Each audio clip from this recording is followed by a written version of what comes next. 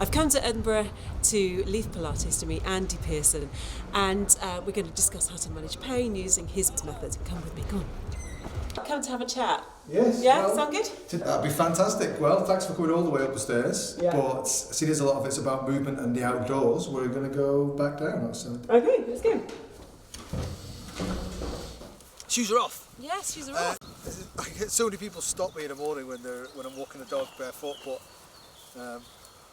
asking me why I've taken my shoes off, and I would ask them why have they got their shoes on.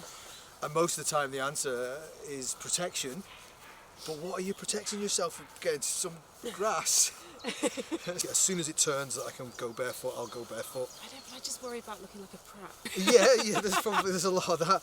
When you see as many damaged feet and pelvises and hips as I do, and you see that people have struggled to understand the concept of balance, and part of that is that we're binding our feet from day one. What's the take home then? The take home is you've got grass and you've got this. This is a non-challenging environment, but my ankle is sinking into the mud as I'm walking. It's uneven ground, and whereas the sole would normally level that out for me, I actually have to find my way with my ankle. Yeah. But it just feels amazing. It's not like I do Okay, this. you totally sold it to me. God damn it, I'm going to take this. I'm going to give them. Get them out. So you've been walking on barefoot for a few minutes. How are you feeling? Yeah. I think the word is refreshing. Refreshing, yeah. It's a little bit cold and wet. But actually, no, you know what? I do actually spend more time than I probably think wearing no shoes. Yeah, so in the house. In the house all the time. Oh, right, okay, so we've got a bench here. Very nice, yes, let's go. No, I always like to do things a little bit more challenging. This is a good example. Okay. So yeah, we left the bench there just because it's a non-challenging shape. Most seats are the same height.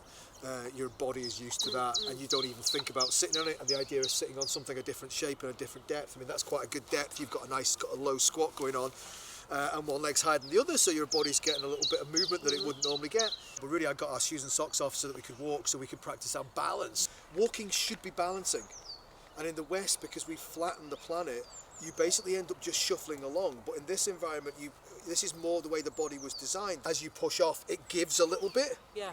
And if you're walking on the pavement, that doesn't happen. But our bodies have developed for hundreds of thousands of years on this principle of when you push, the ground gives a little bit and it stimulates the back of the body. It's the posterior sling up into the glutes. And walking should be this one-legged affair where you're going from one leg to another leg and pushing off. And that's a lot of the time when people say they've got no balance, it's because you should be practicing it every day. So speaking of practicing it, get up. So just take a walk up this little slope and feel how it gives,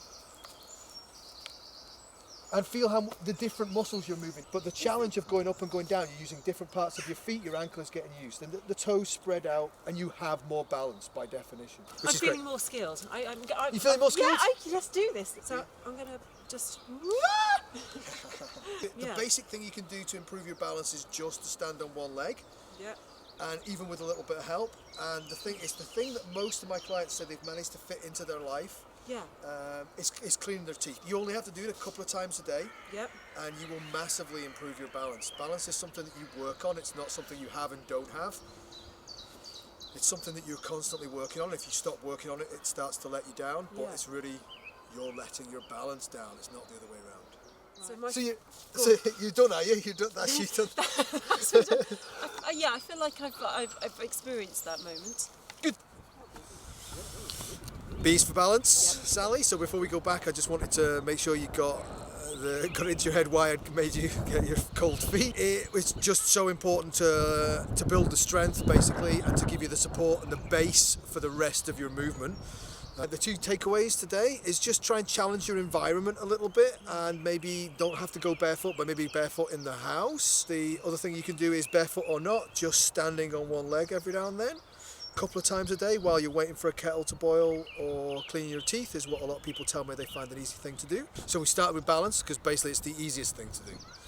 You have to do so little to improve your balance.